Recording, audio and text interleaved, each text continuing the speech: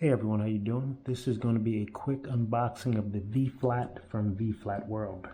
I do live in a small New York City apartment, and sometimes controlling light can be an issue. And I've been looking at V-Flats for the longest, and there are some creative things I'd like to try.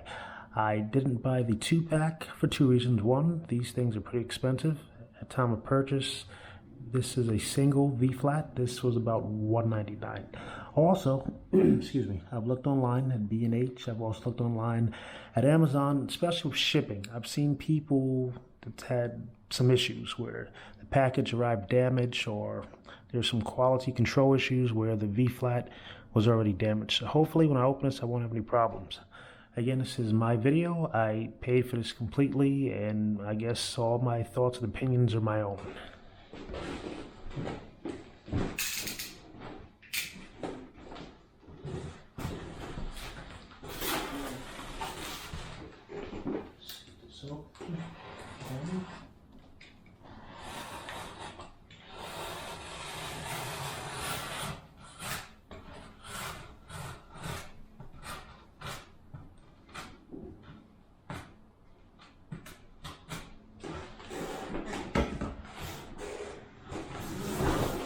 So, in a small apartment surrounded by white walls, sometimes controlling the light also becomes an issue. Pretty much dabble in portraiture photography, and so hopefully this will be a help. I get the chance, I'd also like to compare, because I saw the price of these and I wanted to try to build my own, but when I was in the process, the price started adding up, and it was like, I'm going to spend all this money and I'm still going to have to tape or glue. Why not save a few dollars, which I did, so I can afford to try to purchase this, which is a already I pretty much, I guess, Velcro and tape solution for you.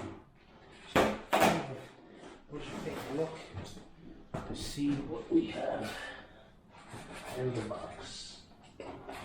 Cut it myself.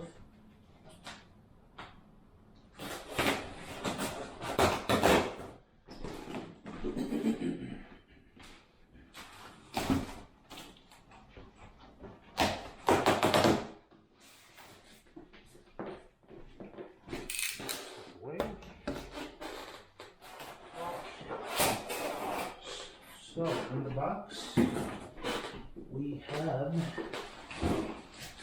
the V-Flat. There.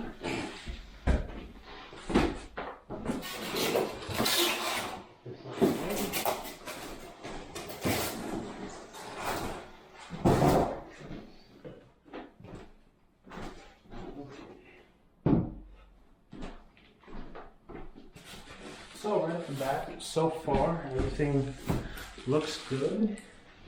You can still see me. Everything seems to be intact.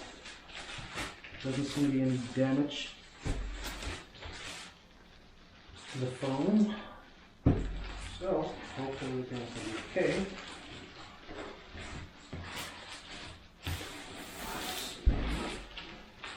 More tape.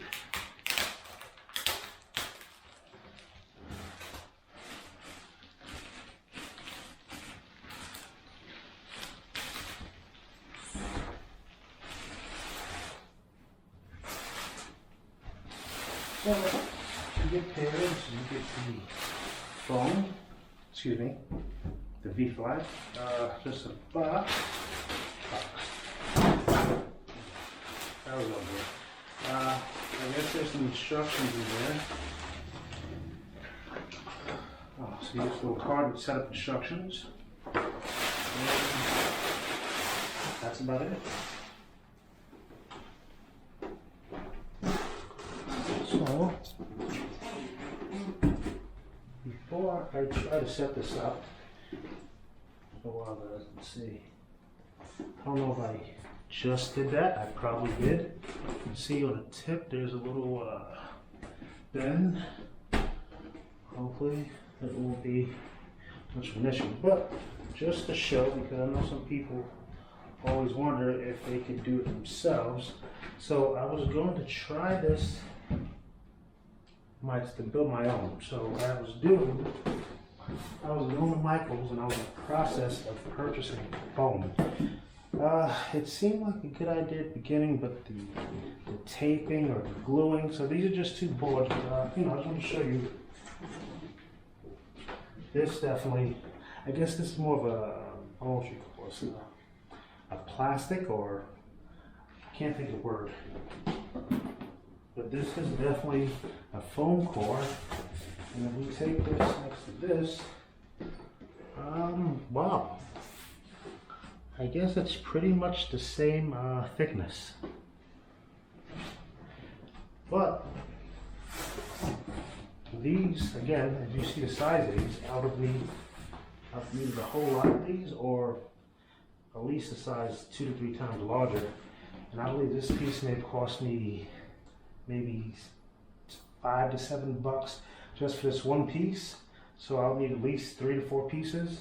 Or I would definitely, if they'd have bigger ones, I'd need bigger boards. So, I guess once you do the math for the frustration factor, this may be a little easier. So let's see. Okay, make sure the white tape is here when opening.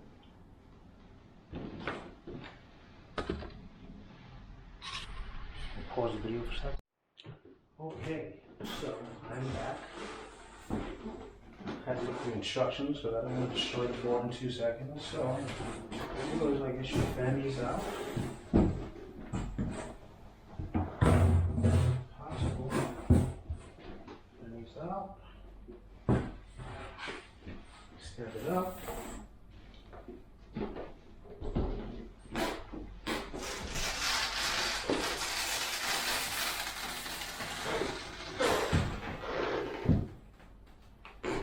And there you go.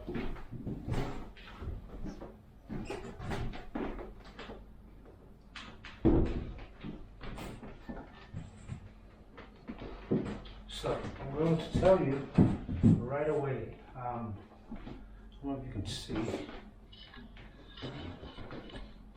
Just right off the back, I gently dropped it, and I've already damaged the board. So for $200, it's not the best, but I have no one to blame myself. So, if you are going to be using these in a studio environment or a home setup like this, I think it's best.